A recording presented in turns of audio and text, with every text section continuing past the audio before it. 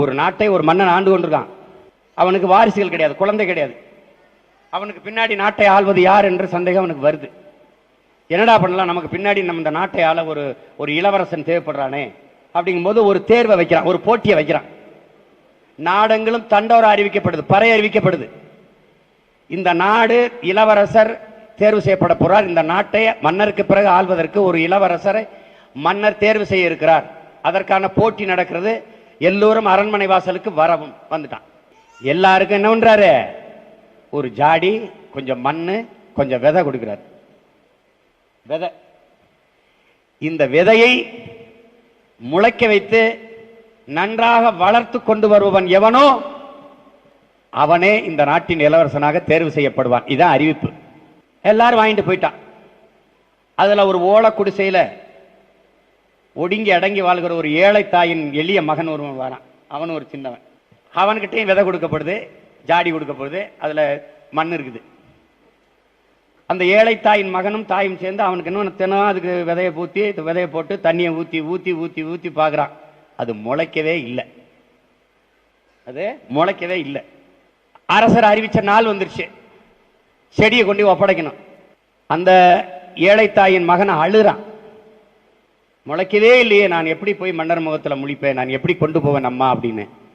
நீ முயற்சி செய்தா இல்லையா மகனே, நீ தொடர்ந்து அதை முளைக்க வைக்க போராடினா இல்லையா மகனே, அதை போய் நீ மன்னர் இடத்துல சொல்லிட்டு வா, நீ கொண்டு போ, நீ போயிட்டு வா அப்படின்னு எல்லா பிள்ளைகளும் போகும்போது முளைக்காத அந்த சட்டியை தூக்கிட்டு அந்த ஏழைத்தாயின் மகனும் போறான்.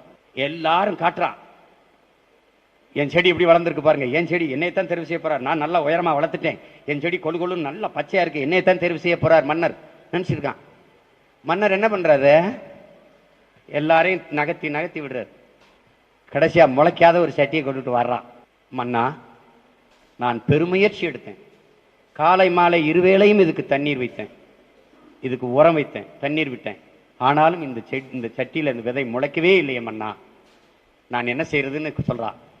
அப்படியே அவனை இருக கட்டி பிடிச்சு இந்த நாட்டிற்கு இளவரசன் கிடைத்து விட்டான்னு அவனை தூக்குறாரு. எல்லாரும் வேகிற, என்னடா முளைக்கவே இல்லை, வெறுஞ்சட்டி வச்சிருக்கிறவனை போய் கட்டி பிடிக்கிறா அப்படின்னு. அவர் மன்னர் சொல்றாரு, நீங்கள் எல்லோரும் ஏமாற்றுக்காரர்கள், இவன் ஒருவன் மட்டும்தான் உண்மையானவன். ஏனென்றால் நான் உங்களுக்கு கொடுத்த விதைகள் எல்லாம் அவித்த விதைகள், அது எப்படி முளைக்கும்? நீங்க எல்லா பயிலும் வேற விதையை போட்டு முளைக்க வச்சு கொண்டு வந்துட்டீங்க அயோக்கிய பயல்களா பதவிக்காக. அவன் உண்மையை வந்து சொன்னான், இவன் தாண்டா இந்த நாட்டின் இளவரசன். ஒரு நாட்டில் ஒரு ராஜா தனக்கு பக்கபலமா இருக்கிறதுக்காக, கூட துணையா இருக்கிறதுக்காக ஒரு தளபதியை தேடுறாரு. சரியான தகுதிகளோட ஒரு 10 பேர் செலக்ட் ஆகுறாங்க. ஆனால் அதில் ஒருத்தர் மட்டும் தான் செலக்ட் பண்ணணும். அதனால் அந்த ராஜா என்ன பண்ணுறாருன்னா ஒரு டெஸ்ட் வைக்கிறார்.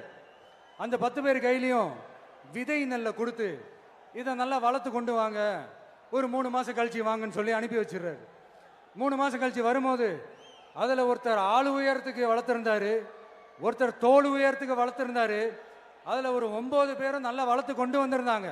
ஒருத்தர் மட்டும் வெறும் தொட்டியோடவே வந்தார். என்னன்னு கேட்டதுக்கு, நானும் தண்ணி ஊற்றி ஊற்றி பார்க்குறேன், உரம் வச்சு வச்சு பார்க்குறேன், வளரவே மாட்டேங்குது ராஜா, என்ன பண்ணுறதுன்னு தெரியலன்னு சொன்னதுக்கு ராஜா அவரை கட்டி அணைச்சிக்கிட்டு, இனிமே நீதான் என்னுடைய தளபதி, எல்லா அதிகாரமும் உனக்கு தான் சொன்னார். ஏன்னா அந்த 10 பேர் கையிலையும் ராஜா கொடுத்தது அவித்த விதை நெல், அது முளைக்கவே முளைக்காது. அந்த 9 திருட்டு பயலும் என்ன பண்ணியிருக்காங்கன்னா வேற விதை நெல்லை வாங்கி அதை வளர்த்துட்டு ராஜாவையும் மக்களையும் ஏமாத்திருக்கிறாங்க. ஆனா இவர் மட்டும் உண்மையை போட்டு உடைச்சிட்டார். அதனால ஒரு நாட்டுக்கு திறமை எந்த அளவுக்கு முக்கியமோ அந்த அளவுக்கு உண்மையும் நேர்மையும் முக்கியம்.